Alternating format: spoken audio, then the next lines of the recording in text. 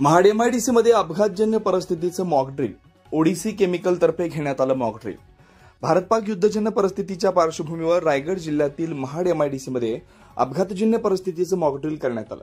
Mahad एमआयडीसीतील Odissi chemical कंपनीमध्ये हे mock drill करण्यात आलंय। कंपनीत द्रवरूप इंधनाला आग लागलेल्या इमारतीच्या टेरेसवर अडकलेल्या नागरिकांनी कोसळलेल्या इमारतीमध्ये अडकलेल्या नागरिकांची सुटका करण्याबाबतचं हे मॉक ड्रिल होतं।